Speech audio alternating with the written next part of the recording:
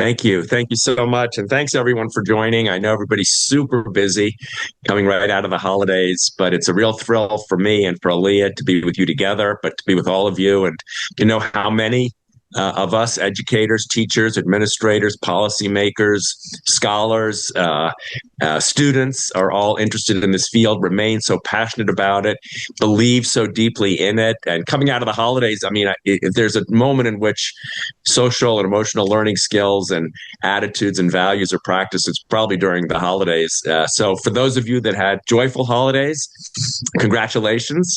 For those of you that had sad holidays, we're with you. We know these are often very difficult times.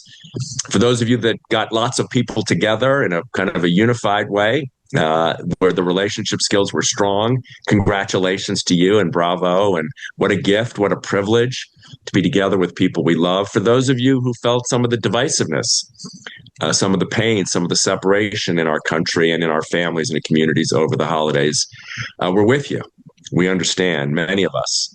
And I, in particular, want to voice my solidarity with those of you who might be having a little bit of a tough time. We've, in my family, seen both the great joys of the holidays and also some of the big challenges. So we come at this new year with a sense of confidence, with a sense of possibility, with a real conviction that this is our time. People say, well, my goodness, isn't it a difficult time to be in education? Yes. Aren't the politics divisive? Yes, it's difficult. Aren't we struggling on funding and other kinds of fronts? Absolutely. Aren't kids having a tough time? For sure.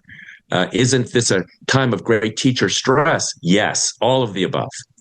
But, I shouldn't say but, and it's also a time when the field of social and emotional learning, when the durable human skills that we've been talking about in this movement for 30 or 40 years, depending on how you count, are more needed than ever. So I wanted to just start with sharing a short video from one of the experts that I trust in this field, someone who is kind of a role model for me, someone who models some of the core skills that we all believe to be essential and does it in about 30 seconds. So with that, let me ask if we can turn over to one of the experts I treasure most in this field, little Maxine. Maxine, are you smart? Are you strong? Are you brave? Are you pretty? Are you kind?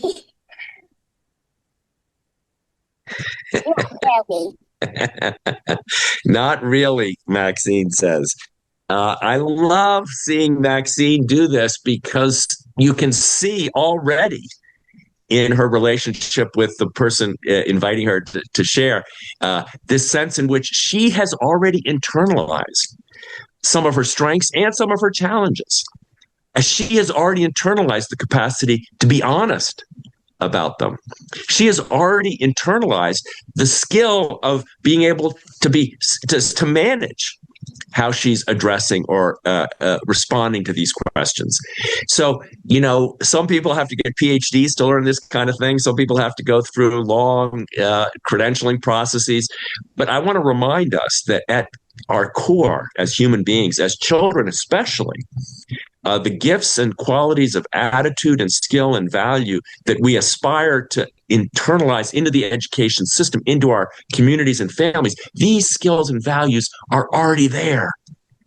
We're not introducing things that are unfamiliar to people. We're trying to give people the training and supports to enable them to do what they already want to do.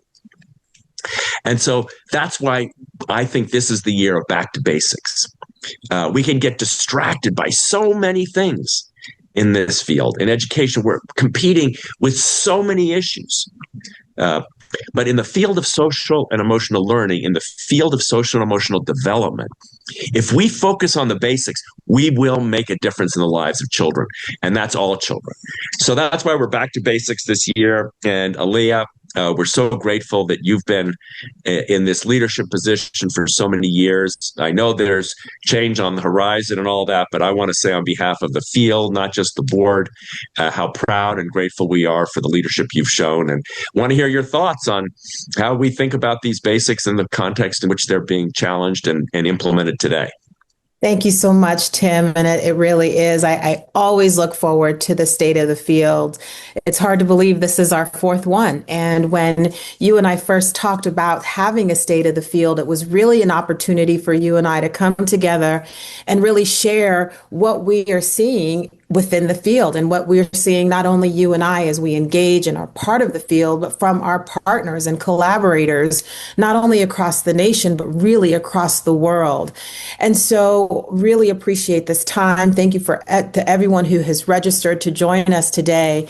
And I just want to share a couple of slides to kind of emphasize some of the key points that you raised, Tim.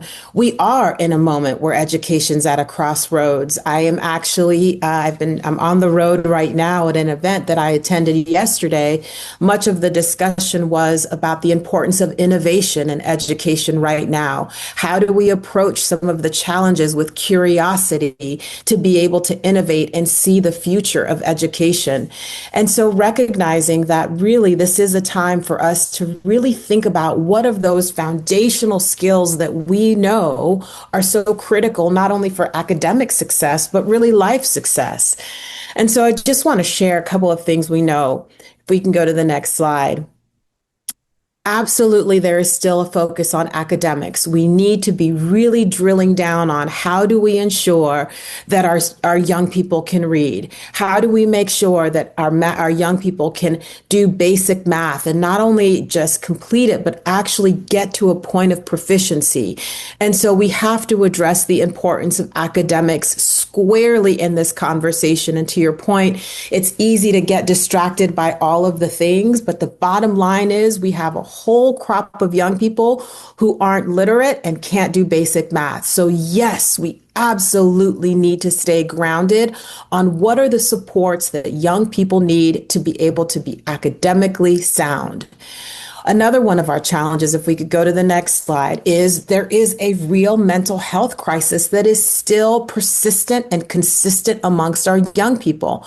And so we have to be talking about the mental health crisis, from isolation, from anxiety.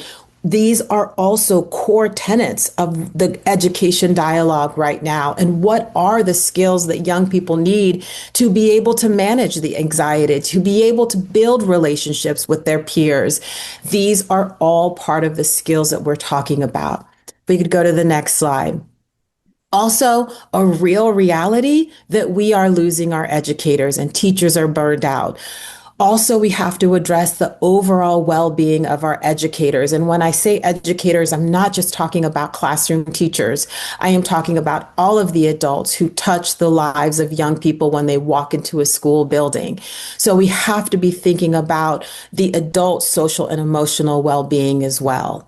And the last slide I want to share is we keep talking about the changes of technology and what we need for the evolving workforce. And the fact that reskilling is a major component. I can tell you myself, alone with the technology, have to consistently learn new things almost on a daily basis just to keep up.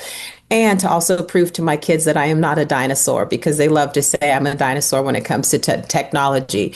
But the recognition that the fast pace of the information that we gain every day, the impact of technology, we are going to, us as the workforce will have to learn how to approach the workforce in a different way. So when we talk about the back to basics in education, these skills that we're talking about, the social emotional learning skills, are a common thread across all of those across all of those challenges and opportunities that both Tim mentioned and that I mentioned as well.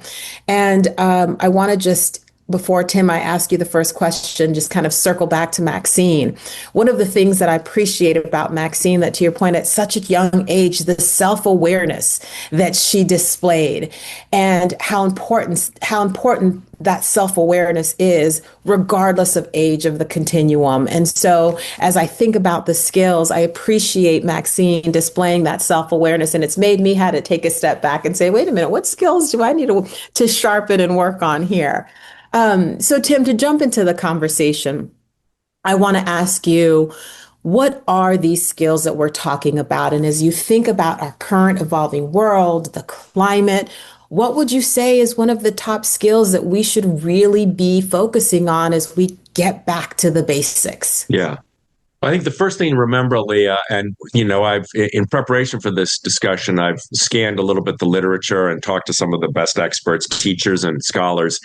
And there's a good reminder that if you look at the castle wheel, and not because it's our wheel or somebody else's wheel, but it does capture, when you think of self-awareness and self-management, when you think of social awareness and relationship skills, when you think of responsible decision making, those 5 categories still help us capture all the underlying skills and values and attitudes that are really critical for learning, critical for academic success, critical for life success.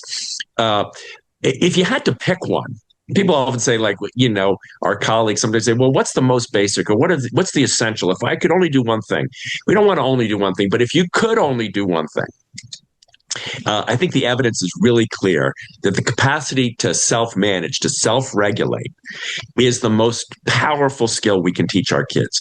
And of course, educators have been teaching this for thousands of years, maybe even, if not hundreds. But the Castle framework gives us the capacity to focus on self-regulation. It's that capacity to interrupt the chain between stimulus and response, right? Something comes at you, and this is all of us, we're likely to respond. And if we can interrupt that sequence so that we can access our emotions, how am I feeling? We can think through the issues. What's the perspective? What are the variables here? Reconnect with our values. What do I really deeply believe in? Do some quick problem solving. What do I want the outcome to be? Sometimes all of that can happen in just seconds. But the capacity to do that, and kids can learn this, and we can all learn it. We can all get better at it. The capacity to simply pause in the moment, regulate oneself, and learn how to make sure that the work and the actions and the behaviors and the words we use are consistent with what we want our response to be, rather than a reactive sort of bypass of our values and our emotions and our thoughts and our feelings and our goals. We all do better. And so we're seeing, when we go back to basics, the critical importance of teaching these skills. Many of you on this call knew our great colleague and founding partner, Dr. Roger Weisberg, who had that stoplight poster. Some of you may still have it. You could look at it. It's still on the internet. You can find it. And it's a red, yellow, green stoplight poster. And the first red light, which we were teaching kids 35 years ago in New Haven, was stop, calm down, and think before you act. That's stop. And then, the skills we would teach, breathing skills, or, help kids develop their own skills, their own behaviors that could help them stop. Listen to music if you can. Take a deep breath. Take a walk. Put on headphones. All kinds of strategies. The board would be full of strategies that students would create in order to learn how and practice stopping, calming down, thinking. The next step is say the problem and how you feel. So you add a little bit of emotion there, emotional identification. What am I feeling now? Am I feeling threat? Am I feeling anger? Am I feeling frustration? Am I feeling hurt? Am I feeling fear? All those are different, right? So kids immediately learn the capacity to self-regulate and identify, be self-aware about the qualities they want. If the only thing our field did, and I shouldn't say it that way because it's not accurate scientifically, we want to do more than that. But if all we did was get the science and the practice of self-management and self-awareness really down, we would be doing such a gift for our teachers and our students. And I know that by itself could help produce gains across all the different challenges you identified. Tim, I was writing down a couple things that I want to make sure I come back and double click on. One of the things we're seeing in the data, both through chronic absenteeism data, which we're still toggling here domestically at about a 30% chronic absenteeism rate of our young people. And that's across demographics, urban, rural, rich, poor. you name the demographic, kids are not showing up to school. And we have to ask ourselves, how do we get kids back in the buildings, engaged to learn so that they can learn the academic material? And one of Yeah. the things we know is belonging and that sense of relationship is really important. And then, as you talked about the adults, really teaching the skills and modeling the skills, having the language to be able to showcase the skills is really important. And I want to give just a couple of examples. And I would be remiss without shouting out my own district where my children attend, which is Fairfax in Virginia. And they have been really intentional on collecting efforts to understand what our students' experiences, both from a wellness perspective, climate, connection, and really looking at what those gaps are across different grade levels so that they could really understand how to create and transform learning environments that help kids not only feel connected to their peers, connected to the adults in the building, but then also really focus on the academics. And they have been so intentional on really fostering student voice to be able to create a toolkit to help with the belonging. And it really has helped not only increase the diverse and inclusive, diverse environments, but also really strengthen the partnerships across students and families. There's another district in Virginia that I have to highlight it again. And I was watching some of the questions in the chat, and I'll come back to some of the questions.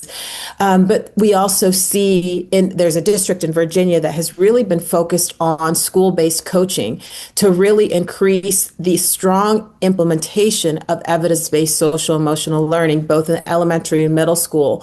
And what they're seeing is not only, and just the baseline data that they're seeing is not only an improvement in behavioral outcomes, but academic outcomes.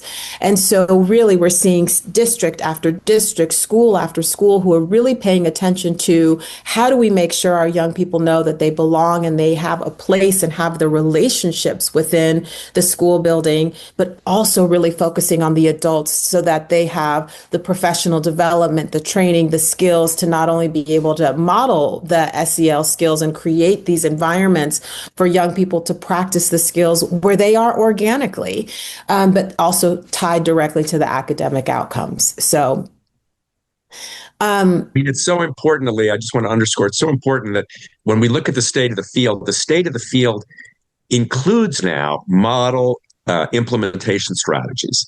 Sometimes we don't find them. People, well, who's doing that? Or I can't find people doing that. Your colleagues are out there, and we're going to try to do a better job to build and strengthen the state of the field, to build the connections across districts, across schools, across teacher training institutions, and so on, where we can create more ongoing learning. Because so many people are out there and they're like, I don't know what to do. My district didn't give me much, or we just had a quick 1 hour training, or I don't know which curriculum to use, or I don't know if I should use this for my students because it's designed for other kinds of students. All these questions, implementation questions, have to return to the center of what the state of the field focuses on in 2026 and beyond.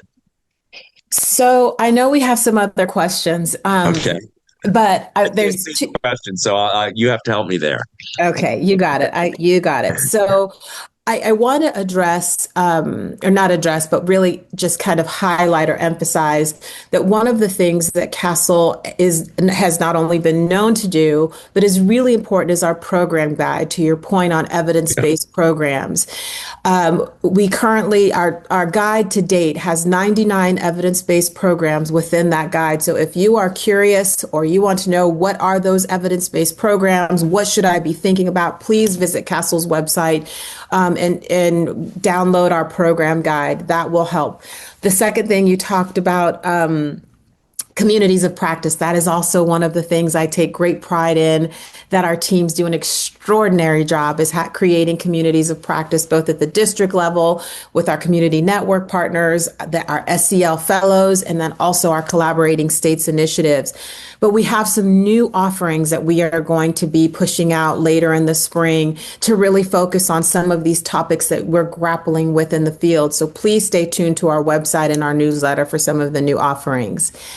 So Tim, I also know we had some questions, but I'm gonna get. There's one. Okay. There's a consistent theme that's coming up already in the Q&A, and we talked about self-regulation being one of the critical kind of back to basic skills, and this question that is a consistent one that's coming up is around what skills need to be uniquely taught by humans versus what skills, SEL skills, could be taught by technology, and is there a why? Yeah. To give you a little bit of time to think, I want to raise a I don't quote. need any. You don't need time to think? No, go ahead. Go ahead. Go ahead. Well, I just wanted to raise. We had a team who recently went out to a state for a site visit and had an opportunity to have several different roundtables with young people. And one of the quotes that I think is just so timely to this question, and I'm going to try to find it quickly here, is for our young people who are really in the throes of this conversation around technology. There was a student who said, rather than framing phones or AI as purely positive or negative, or we should or we shouldn't, that the connection and the efficiency along with, or the connection rather than efficiency, distraction, or concern.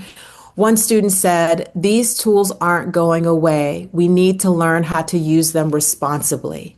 And so responsible decision making, to me, as we talk about the role of technology and AI, is certainly one of the skills that need to be just front and center in this technology conversation.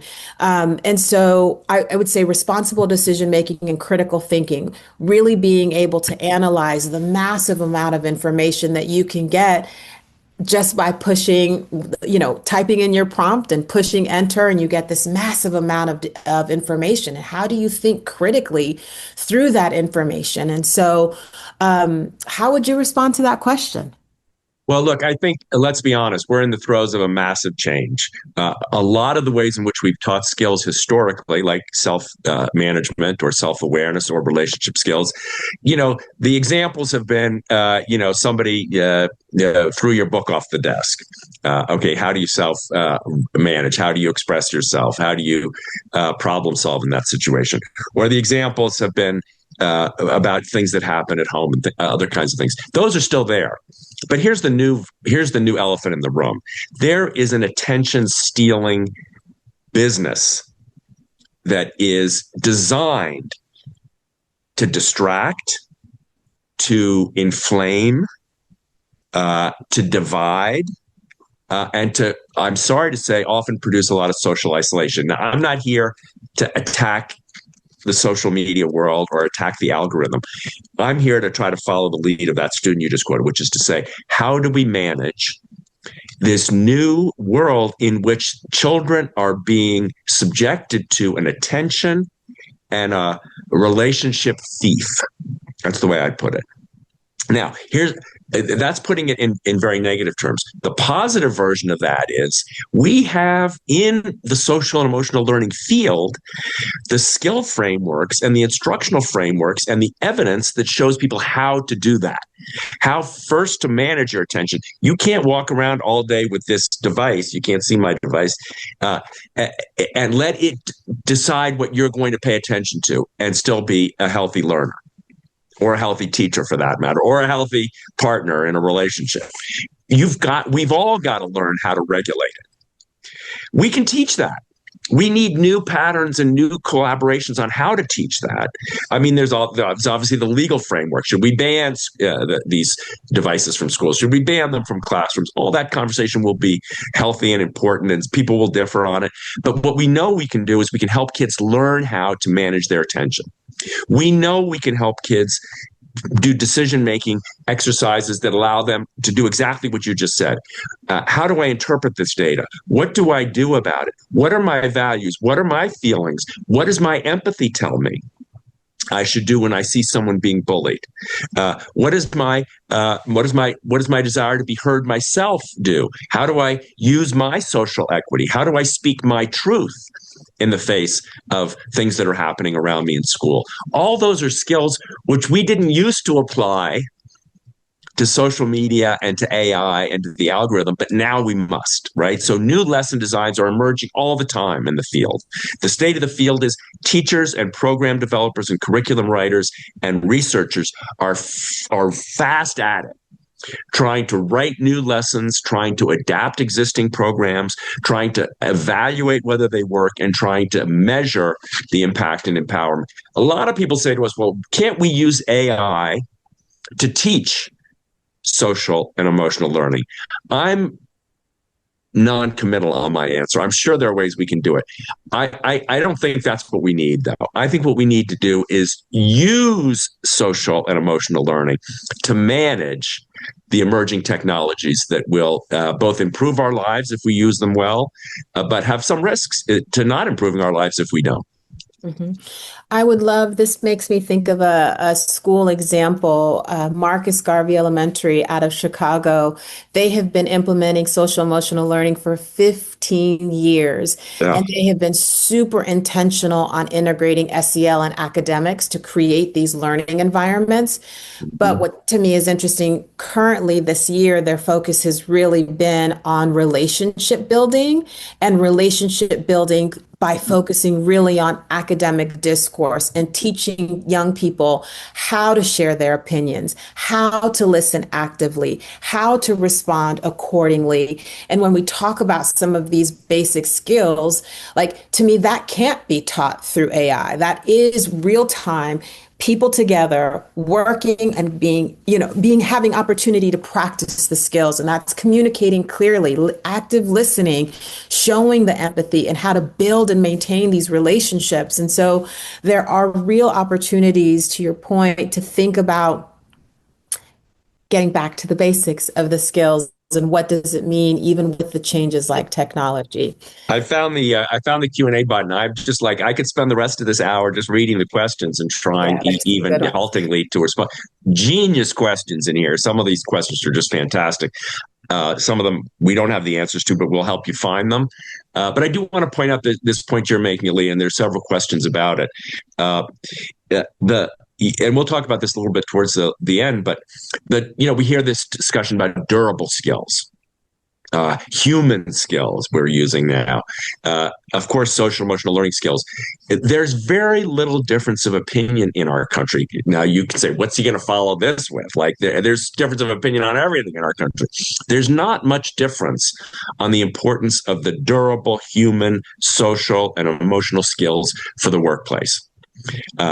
There's not much difference of opinion about the importance of teamwork, of the importance of problem solving skills, of the importance of perseverance and grit and reliability. All those, call them what you will, human skills. So we need to double down on understanding the evidence behind the importance of those skills in the workplace, and then also double down on translating that evidence into the practice in the K-12, the pre-K-12 world.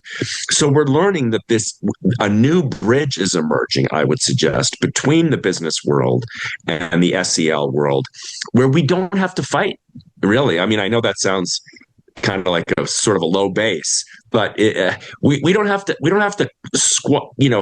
quibble over these things. We have to find ways to double down on the science and double down on the relationship and translation between science and practice from the workplace back to the pre-K-12 space and from the pre-K-12 space back to the work world. I love it when we hear from business leaders. I know we're going to talk about this, that, we want the durable skills. We can train people to code, and AI can do a lot of the things that white collar jobs or maybe blue collar, all different collar jobs have done in the past. But what we need from human beings in the future is people who know how to have good relationships, build teams, solve problems, be reliable, be honest, and be good colleagues.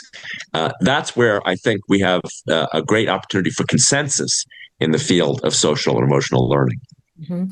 So, Tim, since you opened up the kind of the pathway for the workforce conversation, I'm going to ask Emily to share a slide in just a second. But I think it's important because there are a lot of questions on, well, are you changing the language to human-centered skills? Are you changing the language to durable skills? And you said a key word that I think is really important, and it is the bridge into other worlds. And one of the things that is with the additional attention and spotlight that has been paid to social emotional learning, it is opening up the aperture to not only who's talking about social emotional learning, but also really wanting to get an understanding of what are these skills? How do they show up in day-to-day life? How do they show up in school? What is the role of SEL skills in the classroom? And so what we are attempting to do is to continue to serve as the bridge into and to bring people into the conversation, and to your point, sticking true to the evidence. So, there have been a lot of questions about the role of the skills in academics, and we have been doing a lot of work and analysis on what are the skills of the future, what are the skills that are needed in the workplace right now. And what you'll see here, and I want to call out the World Economic Forum's Future of Jobs report. This was the 2025 report. The 2026 report has not been released just yet. But if you looked at the LinkedIn jobs, top job skills for 2025. If you look at the World Economic Forum, if you look at the Chamber of Commerce, if you look at the Business Roundtable, all of these work-related corporate type organizations that are really talking about workforce readiness or preparedness, and what those skills are, you can directly back map those into our SEL skills. So top skills, and this is again, according to the World Economic Jobs Forum's Future of Jobs report: creative thinking, resilience, motivation. And when as you read about and unpack what motivation in the workplace, it's motivation to learn. It's motivation to be a self-guided learner. Flexibility, self-awareness, empathy, curiosity, active listening, social influence. That's how do you work with teams and across teams. Leadership, analytical thinking. These are the top job skills for the future. And if we want our young people to be prepared for whatever pathway they choose, whether it's career, whether it's college, whether it's entrepreneurship, which we're seeing a lot more young people opening up their own businesses, YouTube channels, all these things. These are the baseline skills that the workforce is saying that are needed. And to your point, whether you call them durable skills or social emotional skills, they are foundational to just life success. And so I don't know if there's anything else you want to add. I'm really, this part in particular, I'm very passionate about because, the ultimate goal of education is not just for a kid to get an A or a B or pass a class. It is to be productive life citizens. I mean, the only point I'll make here, Leah, and I'll just sort of allude to the politics, not because we want to get into politics, but because I want to figure out how to get us out of politics and back to education, back to the basics. Is if you were to take this slide at your school or your school district and just put the left column in front of your school board or your principal or the mayor, whoever, superintendent, whatever.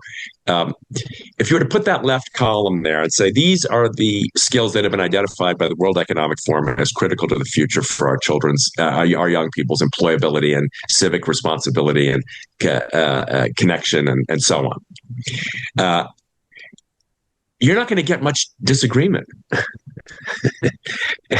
Now, you might say, well, we're in a very red district, or we're in a very blue district, or we're in a purple district where people fight about everything. Maybe you'd get disagreement, but you're not likely to.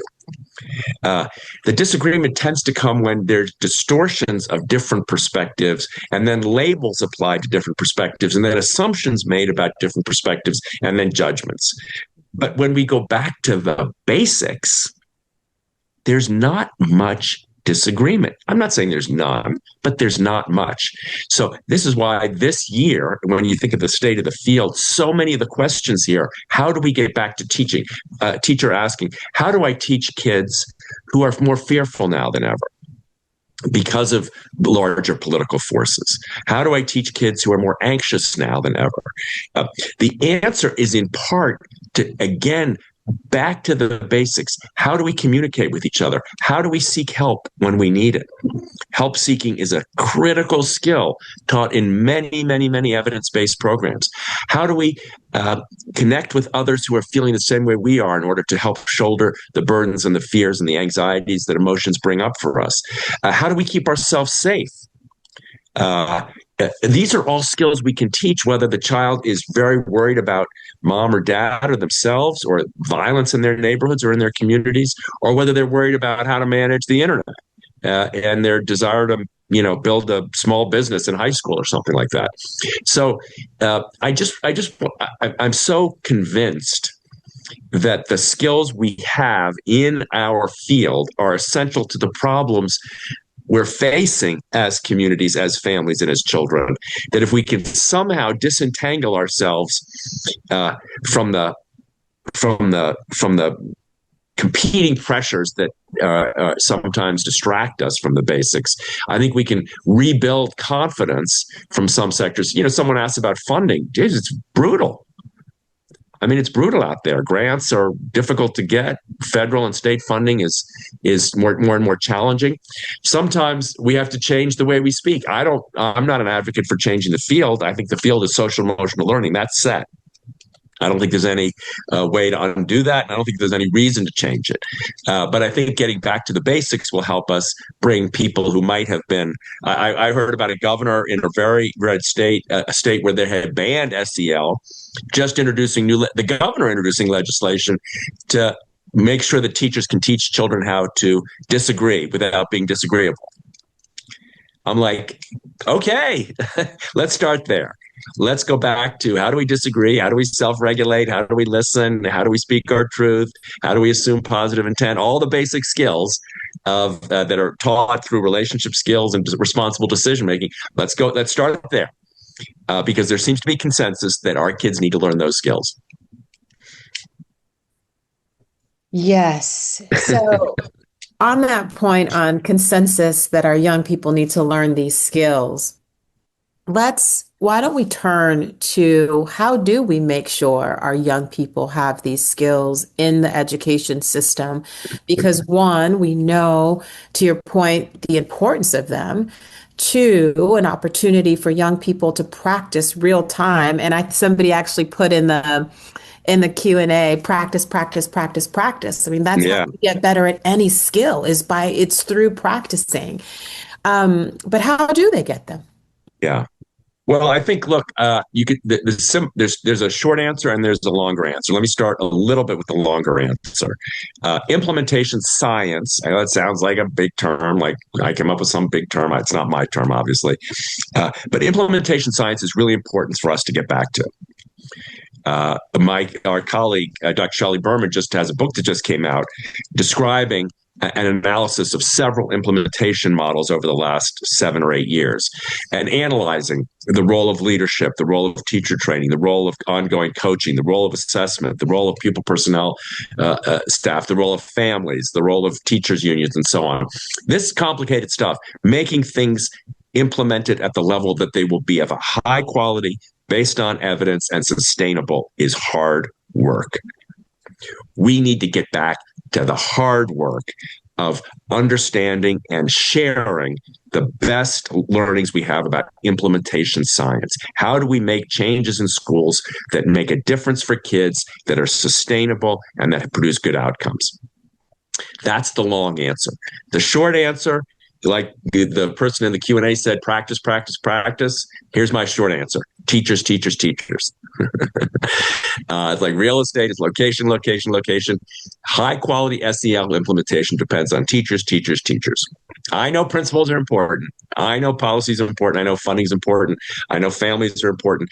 But here's the thing. If we want a teacher to teach self-regulation, like we talked about at the beginning, teacher has to have learned it. When I started in this field, I had no training in self-regulation. I can remember my first workshop where Dr. Weisberg trained us in stop, calm down. And I was like, geez, I didn't know how to do that. How would I have ever taught it? You can't expect people to teach things they don't know how to do.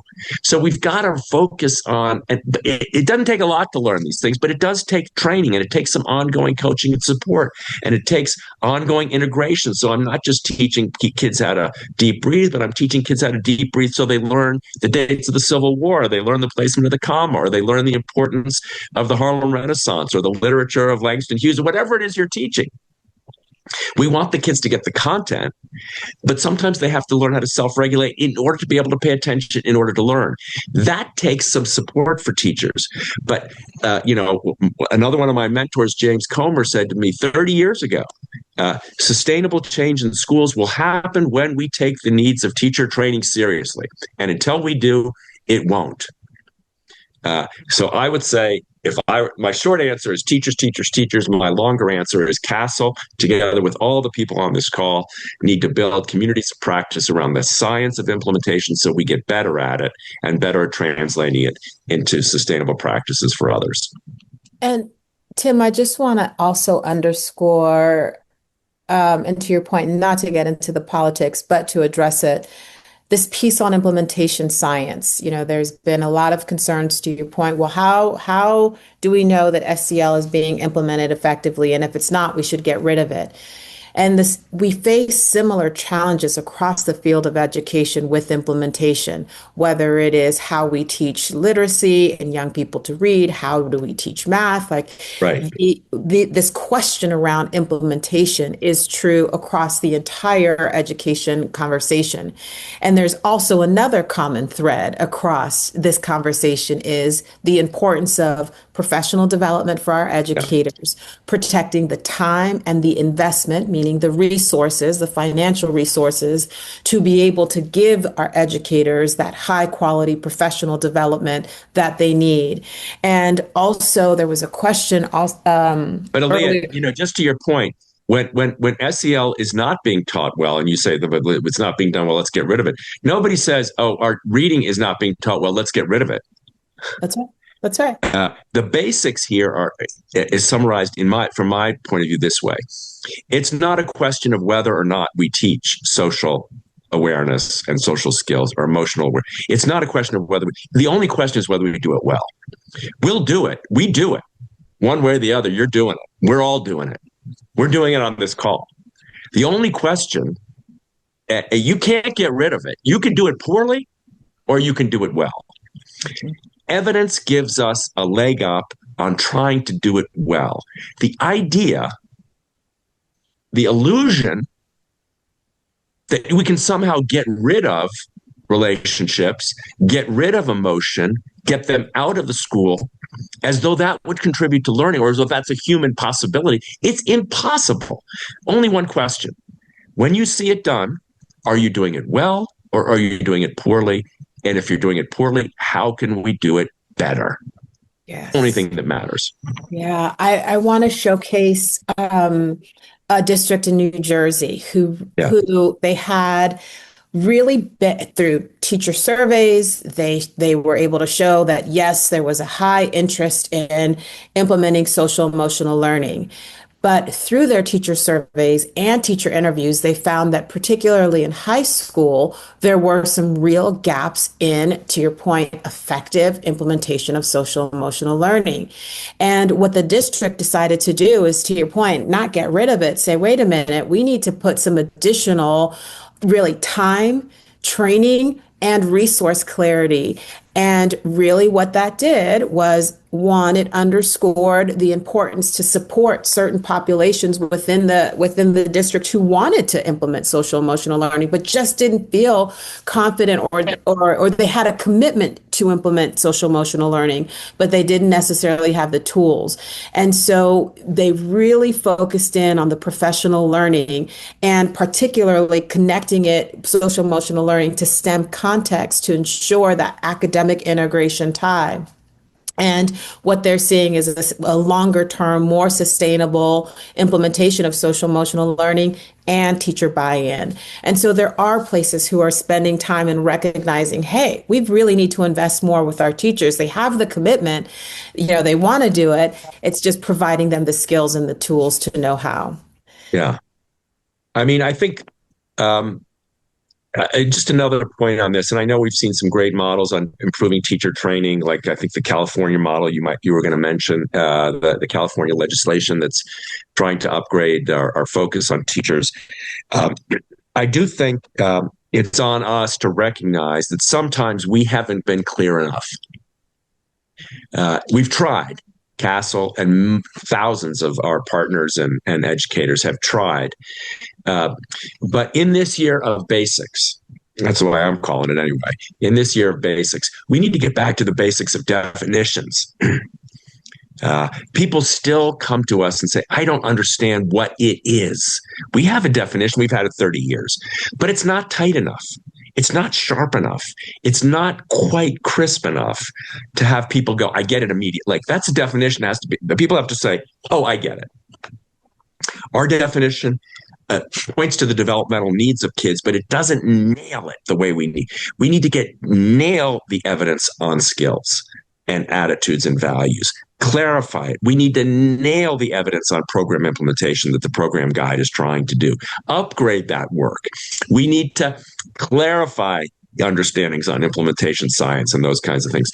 So this is back on us, all of us. And by the way, like I said, this chat is unreal for the questions. I'm hoping I'm going to take the liberty of saying, if you've got a question in there, and we haven't answered most of them, and you're willing to have your email shared, send us your email either with your question, or we'll try to link the two.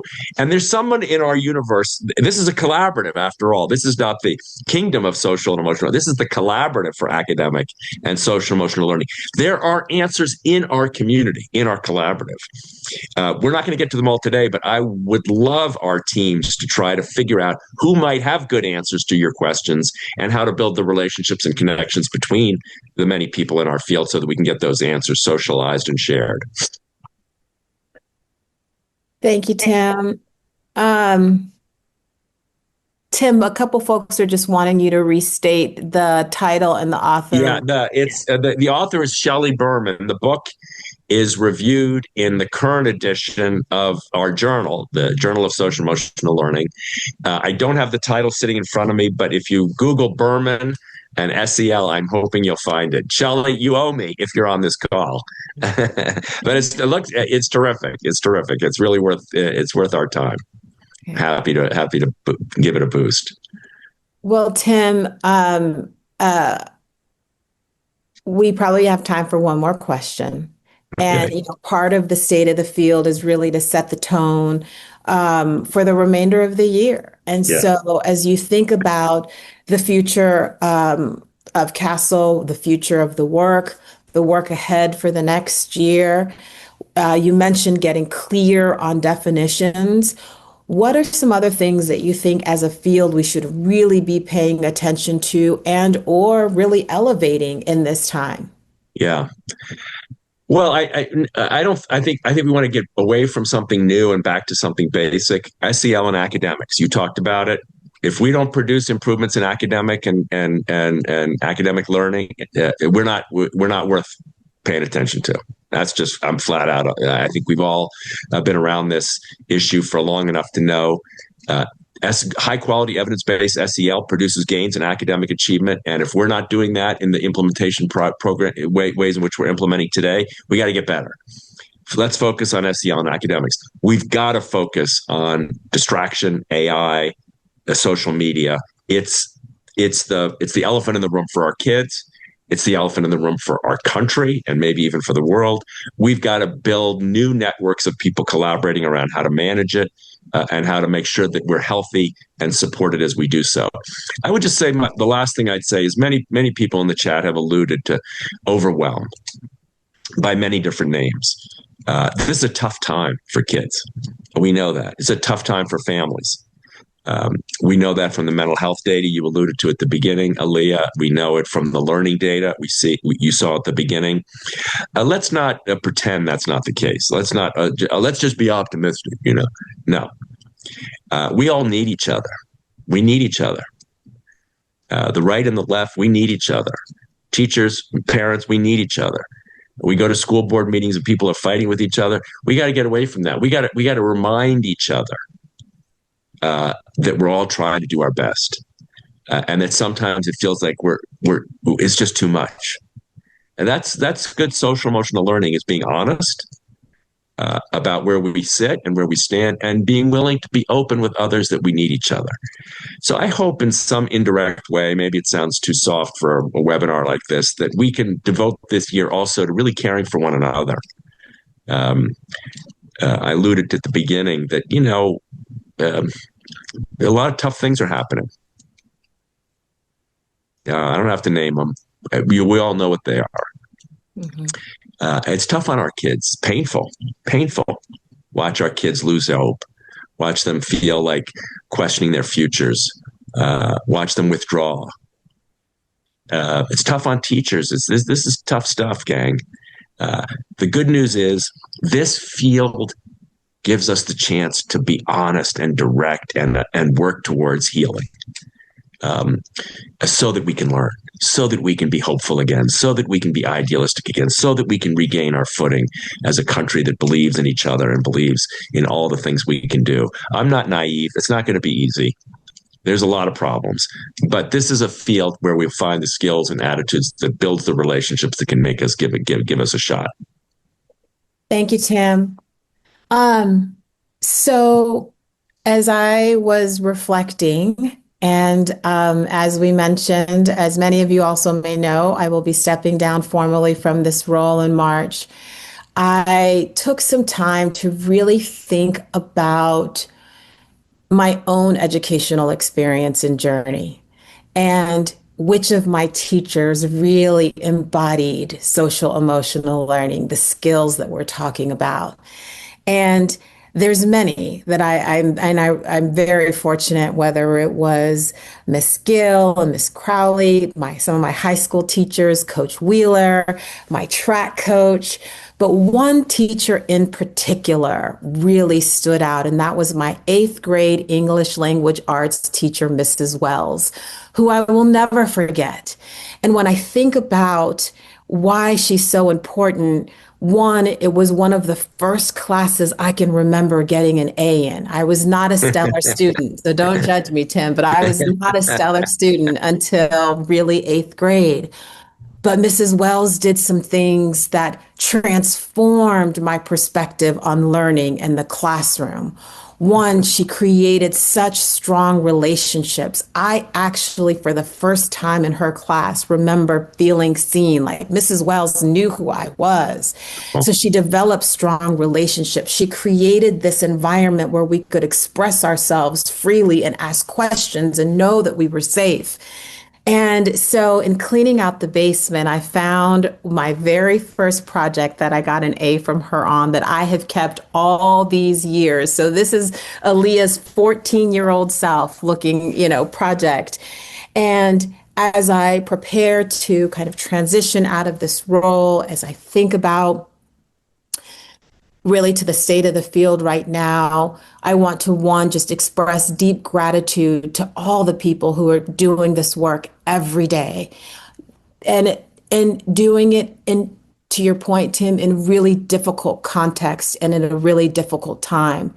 But your commitment to show up for the young people that you serve every single day, day in and day out, to make sure that they're not only getting the academics that they need, but also the social and emotional skills that they will also need to be successful. And somewhere in the world, there is that 14-year-old student who will then 30, 40 years from now, I won't date myself, look back at you and what you do and what we all try to do every day and be better for it. And so, Mrs. Wells, I hope one day I can still track you down, but I do want to just express my genuine gratitude for our educators who are showing up every day on behalf of the young people, and also the parents who are really doing their best every day to support their children and during in really interesting times.